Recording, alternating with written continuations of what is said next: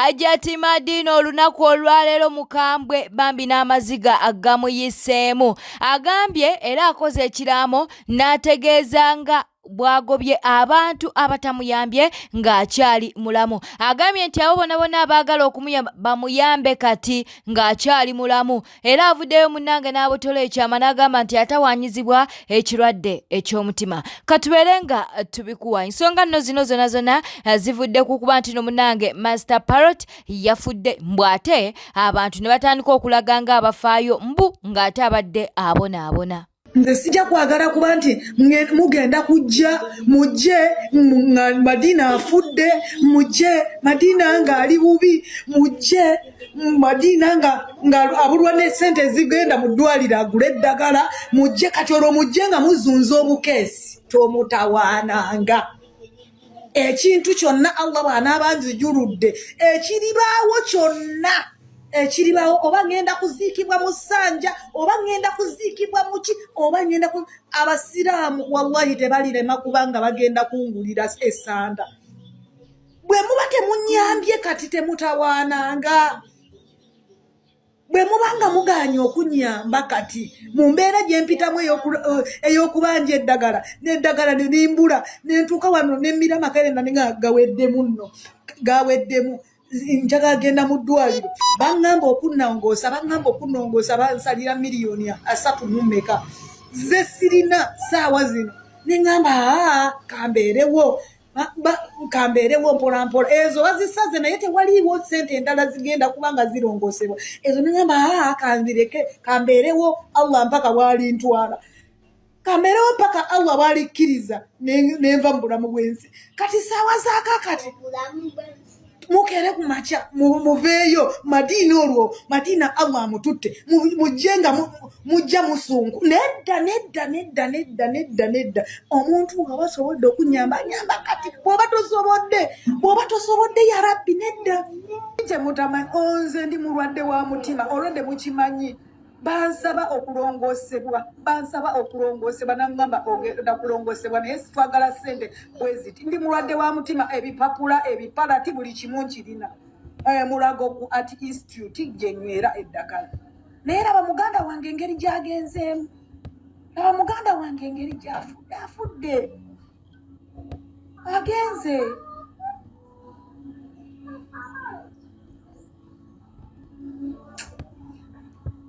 naye nga waatyo Allah waagira obuugi obumaze bunywe obumalemu yanguwa njagala kundaga kikopo nga kyereere nywa porridge yangu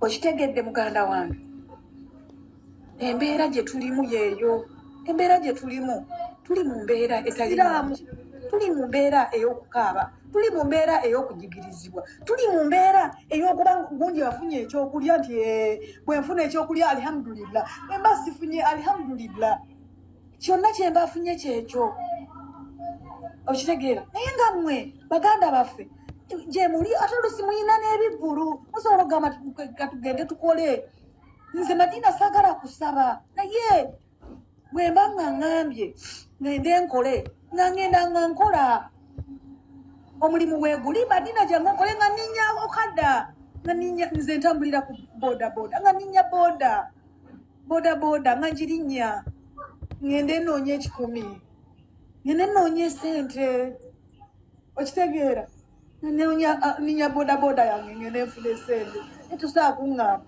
nti ngenda kumala okuba nti Mungu ng'atuusizza ekiseera nanzija mu nsi mujje mugambe nti Hajjati tukuŋŋaanye kino tukuŋŋaanye keesi nze subscribinga likinga lekawo baka bwawo mu comment section akantu kafuusa akantu Shalom avuddeyo n'abeera nga atabuka ayisizaamu eggaali Naalongo kitone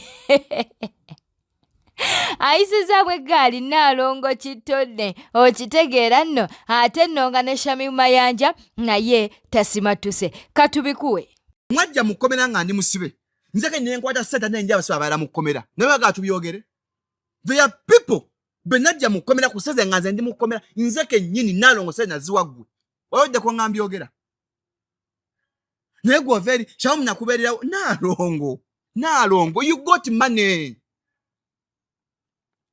Chogamba eti block ali okuba kyabwerere. Twaba wa center aba tutawa center aba mukomera. The process utije twayita mwana eno.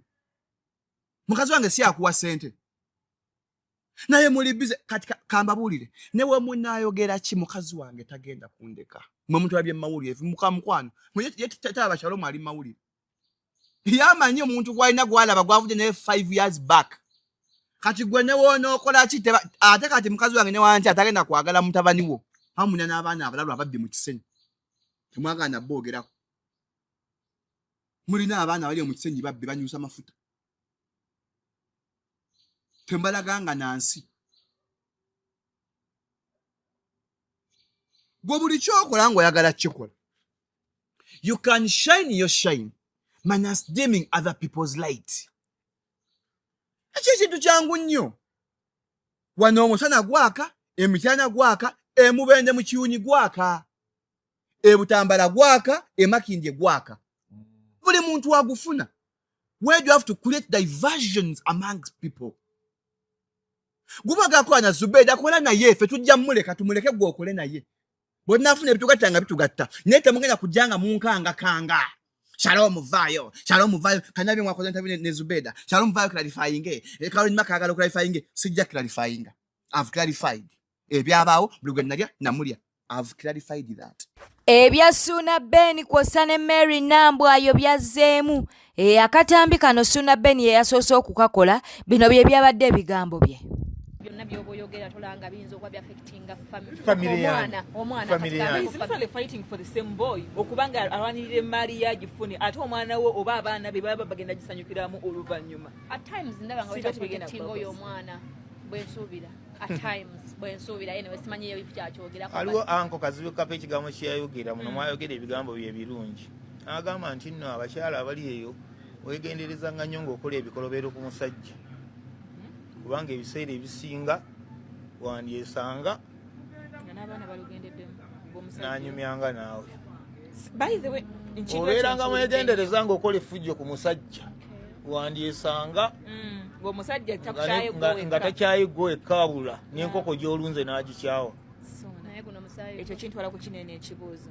Sona omwana oyo oli mu bulamu bwe like osindika obuyambi olabira omuwuliza okola ki oba eyo family chapter ndala wagiwumuza wali kati oli bibyo.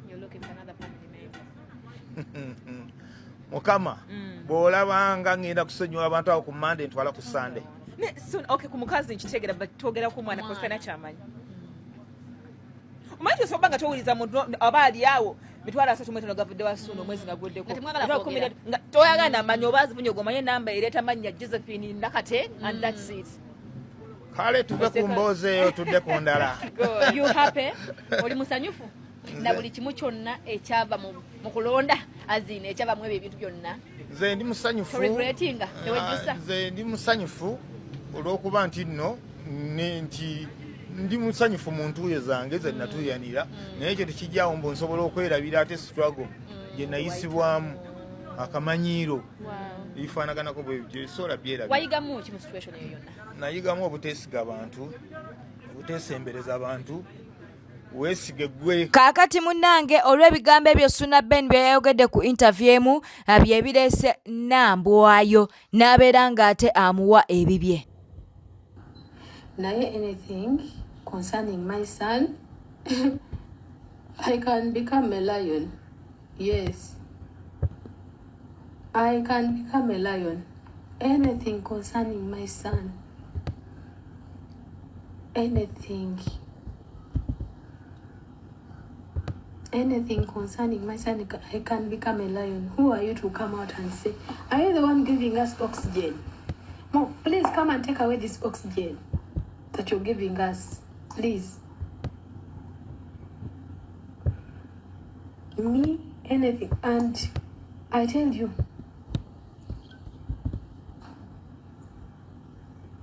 God has blessed us. Everyone abused us. Everyone buli omu yatuvuma ne bajanga ku pages zaffe ne batufuma ne batukola ebintu bati bagenda okulaba nga Mukama akublessinga akukyusiza obulamu ate mu bulamu bunene Mukama bw'akuwadde ne baagala ate babutankuule. weebuuza omuntu akuyise omubi akuyise ebiteetaagisa akuyise buli every sort of things naye ate era mu bulamu omuviiridde mu bulamu bw'olimu era ayagala gye akutataaganye. Omuntu aba amanyi ekimutawaanya aba amanyi ekyamutuusa waali naye n'ayagala akikuteekeko.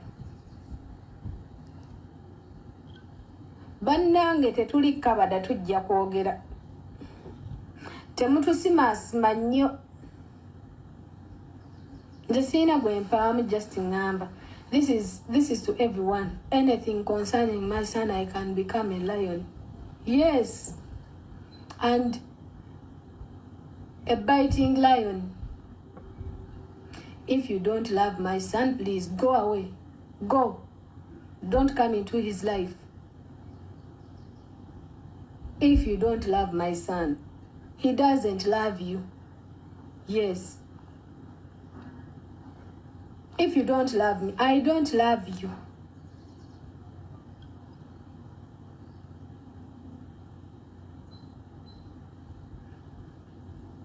Omanyi omuntu akusimaasima eyo munda bw'alaba nga eno wabweru eno mutogize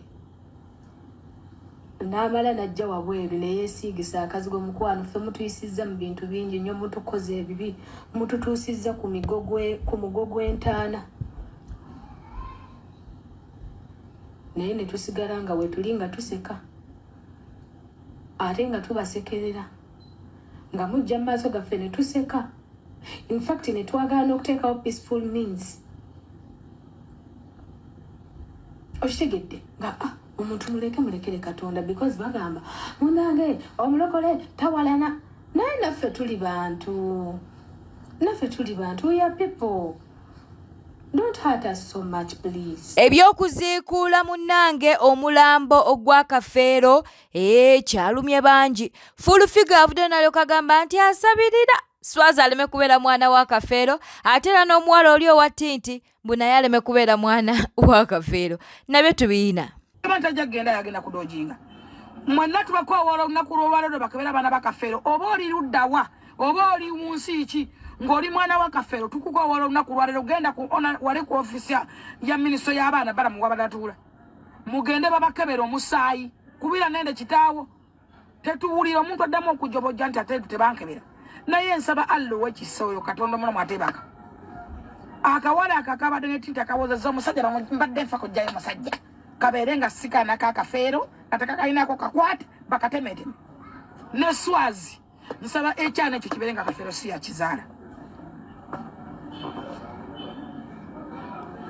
Gwe notunda ebintu bya banno naye nga kyogera omuti awuti nagutema nagutema. Bannange byana bino njaga mumbeereko ekikolimo ekyesiwo ne ku byana byange kyatambulireko. Bya bino ebikolimo bye mulekera abaana bammwe. Ffe tugenda wa Nabbi Samuel okakanda okusaba n'asabira omuntu n'amugamba kino ekintu ekikutambulako kyakolebwa jjajja wa jjajjawo nga tomanyi kyakolebwa kitya. Nga kikolimo kya Nakabiri ekiri eyo mu Ssekabirye.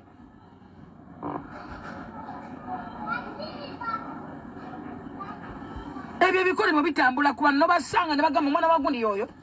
Oba abaana baali bagundi n'ogamba okakasa be bano nti ye nga naawe tokkiriza abalabye nti beebo. Abantu mwerabira ekintu kimu. Generation zijja zitambula lwakuba problemu yammwe temumanya nti eno generation esiimuuseewo etya nene esiimuuseewo etya. Generation zijja zisiimuuka ne mu Bayibuli webityo byali. Joanita Kawalya tebinagga oluvannyuma lw'okuvaayo n'ategeeza nga bw'atasobola kwagala baana ba mujja we. Okitegeera kakati Fifi the Queen ayina wano kyamugambye. Amugambye nti y'ensonga lwaki wafumbirwa omusajja omukulu ennyo. Akatambi Kakano. Maama Joanita Kawalya. Neze ndi mufumbo mwami Uganda tosobola kuleeta baana bozadde bali n'embeera nabo. Ekyo sikisobola kikola Joanita. Sisobola kubanga njagala buliza. Sikiriza nakatono. Do you know why your father accepted omusajja akusinga obukulu ali close to their years age okuwasa? Taata we yalabira wala. Yakulaba ng'ogenda kuba wambazuulu. Nagamba kamuwa omusajja omukulumu anasobola omutemingangako down. Kati imagine singa omusajja oyo yetasa kutemingangako down. 31 years in marriage. Awanimbye. Mama Joanita Kawalia. Njagala kubuuza ekibuuzo kyange. One time twali ku Bat Valley. We had booked an appointment to call interviews namwe. One of the people you work with, Bajalet, you are not among Bajalet kubanga gwe twakusangawo. Mwami Matovu yakuba olubanga abantu abajaleti batuuse. N'atuuka n'atugamba interview agisazizaamu. Era tetwagikola. Ne mugamba mugenda gireschedulinga tugikola olunaku olulala. Mwenna mwamuwuliriza yourself inclusive. Ongamba otya nti osobola okugondera bossi wo. Olema okugondera omusajja akwambula engoye. How? Like, can you help me understand this? Because it doesn't make sense to me. It does not. Mama wagambye oli self-made. Tukwaniriza, tukuyoza. Yeah, kuyoza is the right word.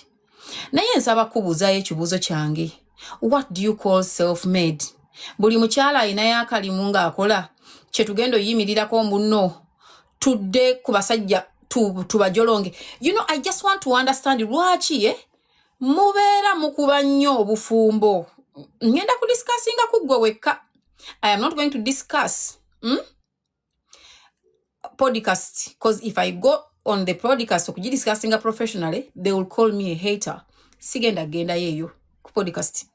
Sigenda ku discussinga hostinga for so many reasons.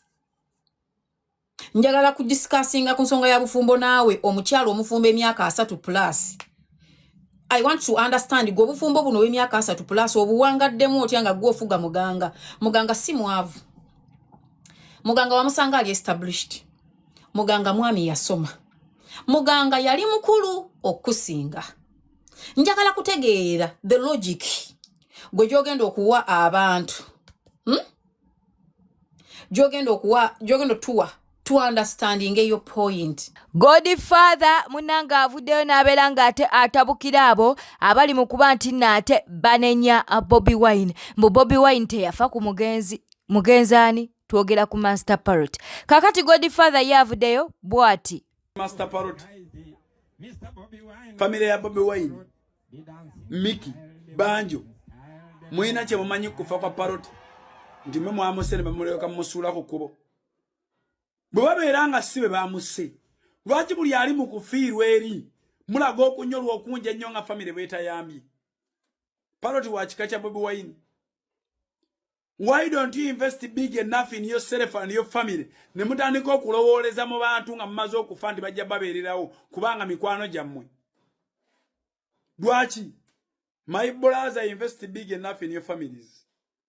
Invest big enough in your families. Onafa kasitonafa notafiira mu butaala nga to trendinga nofuna ekizibu nga to trendinga nana jajja kujja kukola mu content kufunako sente akatono kolibo sigazaawo balibeera bazekkano nabuno nyine ate bagenda kubeererawo tubagamba mu investing mu families zammwe temuwulira batikitoka abawala mufunye ennamba mufunye emikisa muganyo salawo mufumbirwe muzaala abaana babayambe enkeera muli kuno mukola bwa malaya mwetunze mukudde n'embege obudde bugenda tuuka nga tokyaliwo basamantha baabo bali eyo bazoliga bayiga bali eyo bazoliga sibe bokka mwenna depression ejja bakuwa naye abaali badde bababeererawo nga you did not invest in them nga muswala n'okgendayo samantha kati aswala okgende wannyina muganya okuwasa muganya ozaala mubeere ne family ewaka nti kati nnyina abantu bange betuneekubagizanga mu mbeera yonna lwalo bakuyita Miki Sims tufane ovuga emmoroka z'oyagala toyina mukazi waka toyina baana obeera n'abakyaliibo bw'ona azikira bakyali bagenda banoonya omulala. Ebya Caroline Maka tebinnaggwa Nalongo Kitone kwossa ne Tamale Mirundi Junior bavuddeyo ne babaako bye boogera wano. Afukana mwandu ku myaka 25 kiba kisira. Naye nawulira bintu ebyo mu byogera. Shagede. Nti bawa atera okolindeko toteka mu manya g'abantu wano wendi. Lwaki njagadde ekikwano kulendi wataddemu erinnya lyange Class bazibayira ku bintu bino kankuyambe kusomesa. Omu kubakuwalana yafiirwa bba ku myaka 25. I have 46. All my ex is alive. Even my husband is alive. Amawulire ago nagawulirako omuwala oyo yafiirwa bba ku 25 years. Wali eri. Bwete etambudde badde mulabi mulungi alokwekumira ku Newspark channel kankusobere ngo subscribing ngo likinga n'okuleka obubaka bwawo mu comment section. Beera bulungi weeraba.